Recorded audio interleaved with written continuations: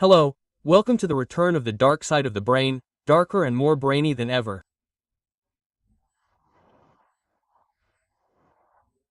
Here I am with my dear friend, the most intelligent, modern, progressive, animal and jazz lover, Dr. German Campos. How are you, Doctor? Very well, very happy to be here for the return of the dark side of the brain. This would be our second or third season, I don't know, but very happy because we have several things to tell our friends of the dark side of the brain. How are you, my dear Claudio? It's been a long time, This would be like our second season 2.5 because we had started a second season, recorded it twice and then left it for like a year. So let's say it's the third. Sure. But hey, now we're coming back with all our energy because it's been a long time, the nonsense is over. We're going to come back with more systematicity and to talk about different topics. Today, several things have happened in neuroscience and psychology. Well, we could also tell our friends who are watching us for the first time and who will discover that we are psychologists and doctors in neuroscience.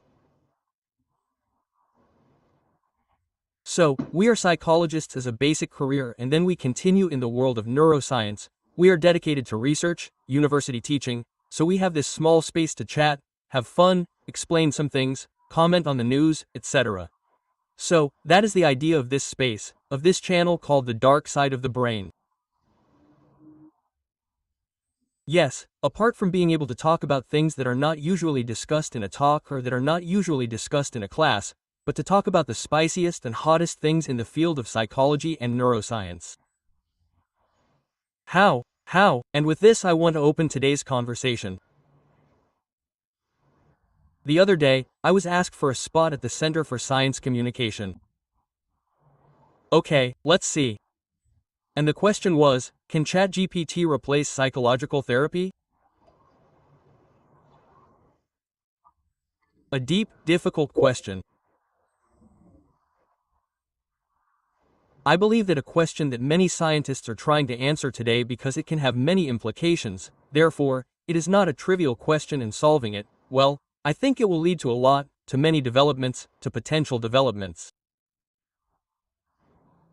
And well, what did you say in the ad? Well, that's what's important. It depends. Oh, well, the typical answer. Let's see. Let's define it. I'm having a debate here. What position do you want to take? For or against? Let's see. I think I'm more in favor, but in certain circumstances, looking at the evidence a little bit, I have some ideas about how it has been moving and perhaps how it could be developed. There is still a lot of development to be done and the studies are just coming out, but I'm more in favor. And you? I'm against, but not for the reasons that people might think. I'm going to explain myself. Go ahead.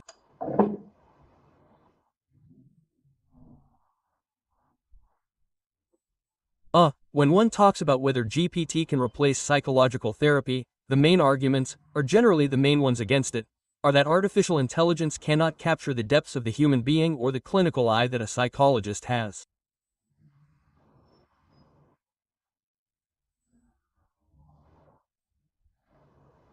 And I don't think so. Yes, I think it can. I mean, do a couple of things to it and that's it,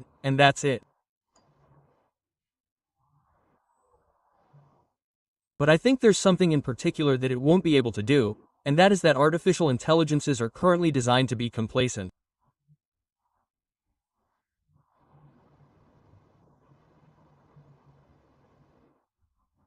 That's the problem, and psychological therapy is a time to be complacent. I don't think so. Not necessarily. Sure, I think that could be a limitation of artificial intelligence, but it also has to do with how that artificial intelligence was instructed. Basically, what were the basic instructions? Perhaps there is a possibility. I have no doubt that this is the case, that an artificial intelligence can be made that is not complacent and that, in some way, can then address more complex issues, perhaps in a more direct or frontal manner, something that can help the person who is using this chatbot to try to clarify what is happening to them.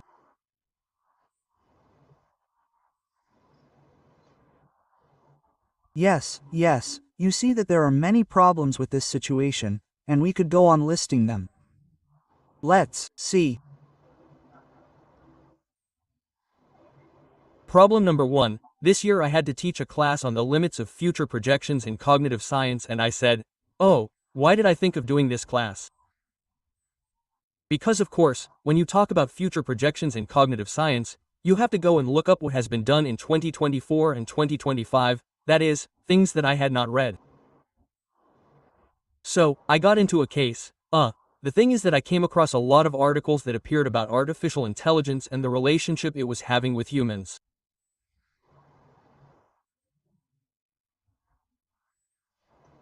There was one that really caught my attention, which was that when they gave, responses from 2 agents to people, they would say, okay, rate this response for me on the level of understanding, affection, empathy that you find in this response to this psychological problem. So, I don't know, A person would say oh, no, it's just that I feel really bad, I lost my job, I don't know what to do with my life, blah blah blah blah. And there were 2 responses, and people had to evaluate which one was more, empathetic, you could say. And then they gave the scores and, my friend, systematically people rated an artificial intelligence as much more understanding and empathetic than a human. And even when they were told, look, these 2 agents, this one is an expert and this one is an artificial intelligence, they still rate the artificial intelligence as more empathetic. That's quite interesting. Well, but in fact that's a point that favors the opinion that these chatbots could be used for therapy.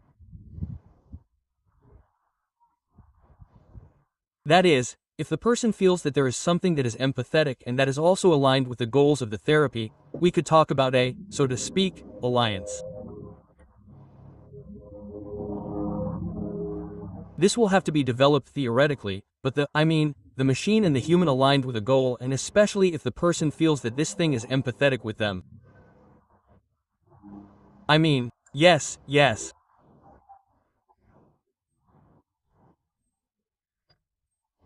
But that's where the problems start a little bit, because the line between, look how nice this artificial intelligence is, this artificial intelligence loves me, knows me better than anyone else, and starting to develop a bond is very thin, I think.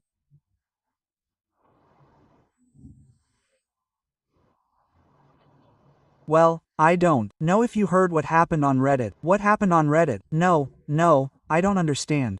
These crazy people who started talking about how their partners or friends had started having a strange relationship with chat. Oh, yes. I heard about that. Yes. So, of course, there we could talk about the risks that using chatbots could have. That's why I think that using these chatbots for therapy has limits, that is, I think it can be useful for some things and not for others. For example, I think it could be very good as an introduction, that is, if a person needs generic clarification, about something that is happening to them, it's like someone is handing you a map. And I think that AI can do that very well in this case.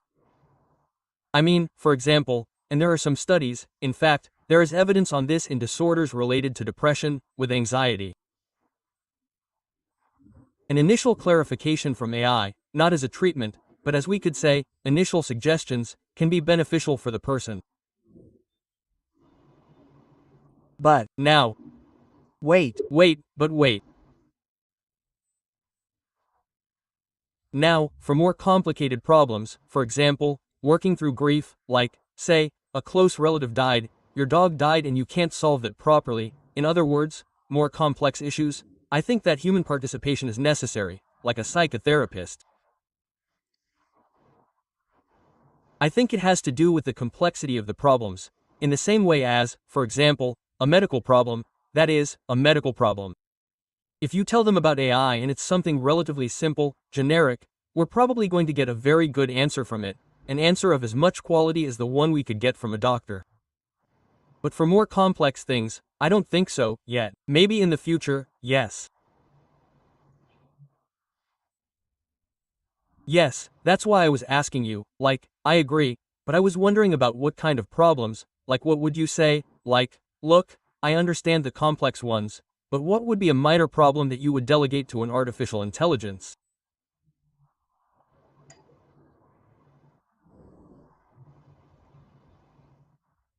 For example, a person who I don't know, the topic is one thing and the way in which one is involved in that topic is another.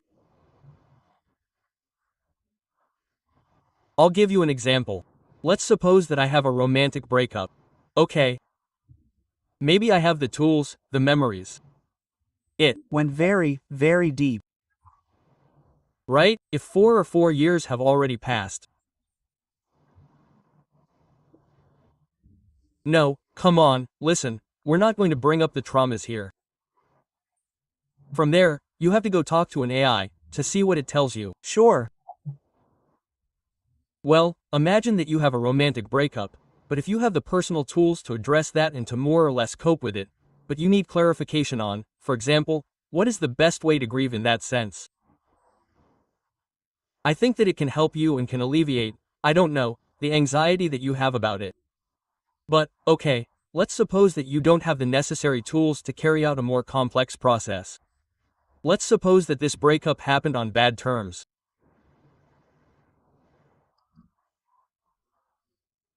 Well, maybe it's necessary to call in the big guns, as I say, maybe a therapist, beer, Debauchery and alcohol. Sure. Drugs. drugs. But then I don't think it has to do so much with the issue, but rather with the way the person is addressing the issue.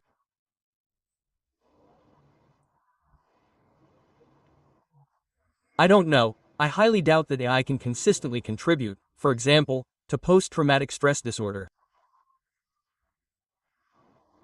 Sure. Where the person gradually has to activate memories, which are emotional memories that are exacerbated. For example, if I don't know, a person who went to war and saw their partner killed, for example, a person who had an accident, a person who experienced an earthquake and that overwhelmed them at that time. No, in order for that person to think about their past without being overwhelmed by emotions, well, that person has to be activating that memory constantly, but it's different to do it in a caring space, in a safe space with a therapist, than to do it with a computer chatting. The space is different. I think there's an important point there because, I wouldn't like to do this statistic, I haven't done it and I had told you that I would like to do the statistic.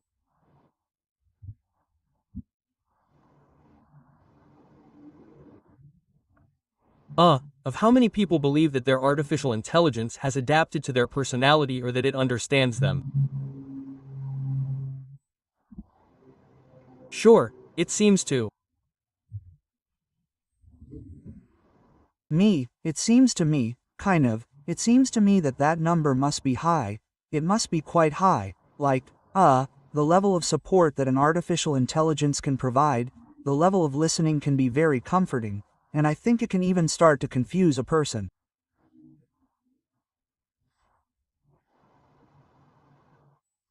Now, why do I find this both positive and negative? On which side do I find it positive? It's the same thing you're saying. That is to say, if I have a love problem, I have a problem with a friend, I have a problem at work. It's more like a bonding problem, you know, socio-emotional, blah blah blah. That is not a disorder. Well, maybe I can talk to ChatGPT and come up with a solution, but the problem is that ChatGPT will never question you. So, then, it operates based on the information that you are giving it, and I doubt, I am not going to take it for granted, I doubt that ChatGPT doubts what you are telling it. In that sense, it is kind of naive. On the other hand, a therapist is not so naive, but I think, yes, okay. I think it is like the instructions that you are giving to that particular chatbot, because if we think about how they are built, I don't know.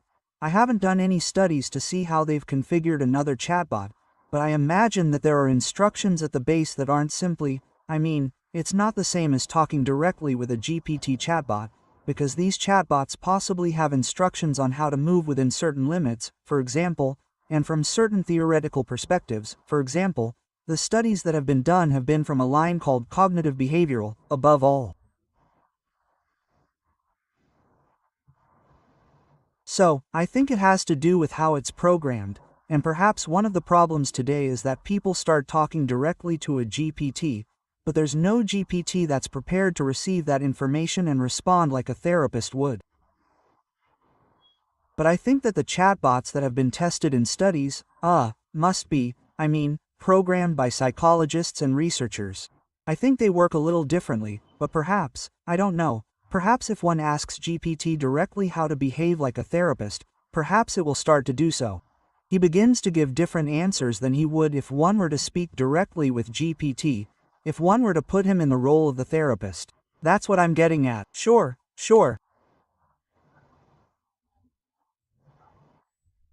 But there, unfortunately, it involves exposing oneself because you have to make chat tell you, put yourself in a role in which you question what I'm telling you to help me grow, but you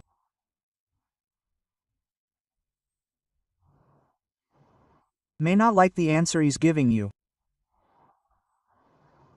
So there's a step, a break that I think people, and I include myself, find difficult to do. 1 and 2, it's not usually done. Imagine that people are very accommodating with each other. Do you remember that thing about that thing you want? Yes, of course. And we do it a lot. I think it's almost the basis of our social relationships, of course. Sure. So, I think, and that's why I say, I would love to do these statistics, but I think that social incompetence is also affected by chat. In what sense? I think that when people interact with their artificial intelligence, I think they want to like it too. Oh, of course. Like they present themselves in a way and tell things from a perspective that makes you look good if you don't want an artificial intelligence to start criticizing you.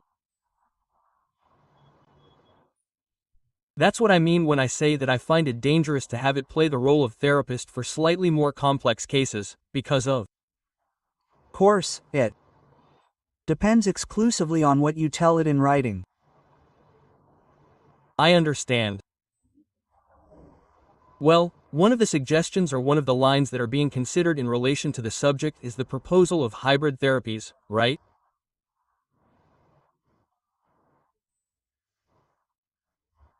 That is to say, that there is a human therapist who follows the case and there are certain, we could say, stages of therapy that can be followed by GPT or that GPT, for example, can fill a gap where this person is not going to have therapy and that the person can continue working. And therefore, this entire process is supervised by a human therapist, right? So, the person is not only exposed to this interaction with the machine, but it is a mix, it is a hybrid approach of human and machine, and they complement each other over time. I think that makes more sense today than people simply talking to the machine directly and without any type of regulation or supervision, right? If I believe that there is a therapist present following this process and even then using everything that happened with GPT as part of the therapy, I think it could be something very, very powerful. Well, we will have to wait for the research, but it seems to me that it is a very good tool that allows us to monitor what the person is doing day by day. I find that vision interesting, a little more, I would say, more focused on taking these two elements. Yes, you know that I really liked your idea because, of course, one of the questions they asked me this ad was, what happens with access? Because therapy is not, you can go to public health to get therapy, but you had a 30-minute session with a therapist who takes you to see how many people he has seen during the day, is super burned out, very burned out. Burned out, especially here in Chile, human resources are scarce and that therapist, as you say, is overwhelmed. Of course. Imagine that poor patient who arrives at 5 p.m., right? The therapist is already at the center. That therapist's empathy is gone, you know. Yes, sure, yes. So, of course, perhaps as support throughout the week, artificial intelligences could work quite well, as long as at least once a week there is a human who supervises these interactions and support and supervises the person as well.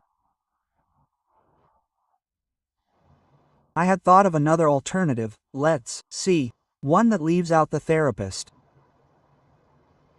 If you were to use an artificial intelligence and put sensors in it that allowed you to see the subject and these sensors captured micro-expressions, you could tell if the crazy person was lying to you, if they were telling you the truth.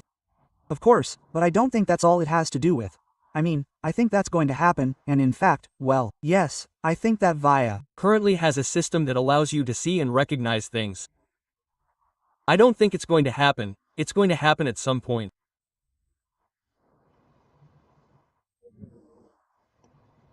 But I also feel that there needs to be human supervision these days, because just as we sometimes realize that GPT can get things wrong, you ask it, for example, what do I know about science and something very particular, and suddenly it gives you an answer that has nothing to do with reality. I think that could also happen in the context of a therapeutic relationship with the machine. And so whatever you say, the machine can have a lot of implications for a person's life, especially if they are in this relationship where the person is trying to clarify something, to develop, to learn. If a person trusts a lot in what the machine tells them and the machine makes mistakes or misinterprets what it is telling the person, this has direct implications for life. So, I think it has to be supervised, yes or yes. Now, among the studies that I had reviewed, there was another one that said that people with anxious attachments tend to have deeper relationships with artificial intelligences. That is very interesting. Well, there one can begin to see that there are different relationship profiles than with AI, and that is why I think the issue is more complex than it seems at first glance, because I believe that people, just as different people relate differently to other people, different people are going to relate differently to AI.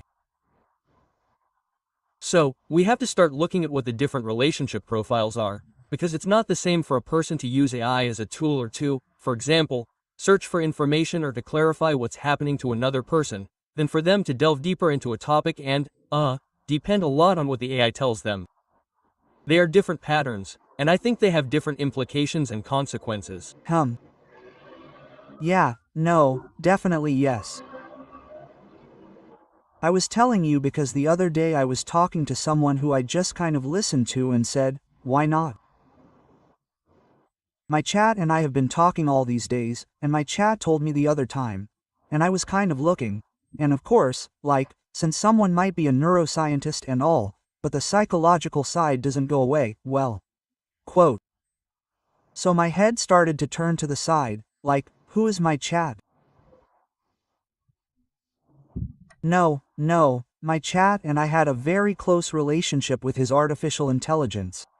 Too close. Of course, like I considered him like a life coach.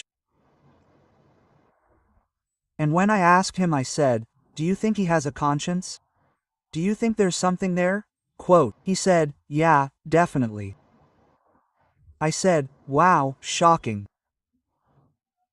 No, I didn't want to question him at that moment because why would we get into that mess, but I said, she can't be the only one. Right? Quote. And I believe that as people discover this incredible technology, I believe that they will start to rely more on all this. But I think that this works a bit like psychedelic drugs that can be used, for example, for personal growth. They can have a very specific use as a tool for personal growth. For example, someone who wants to explore different states of consciousness, okay? And they can and do use these psychedelic drugs, right? But it's another thing if someone uses this psychedelic drug inappropriately, without guidance, and therefore it's possible that they get lost and that this can cause them problems in the long term. So, I think the same thing happens with GPT or with chatbots in general. I mean, they can be used as a tool, but you can also get lost in the use you're giving them and start to attribute to them, I would say, functions that wouldn't correspond to this artificial intelligence yet, because we also have to see how it evolves. Yes, definitely. I think that this topic is long overdue and we should talk about what happens when, because this is a scenario that we are going to see. I think I was telling students the other day, you have to study to be psychologists for problems that humanity has never seen before.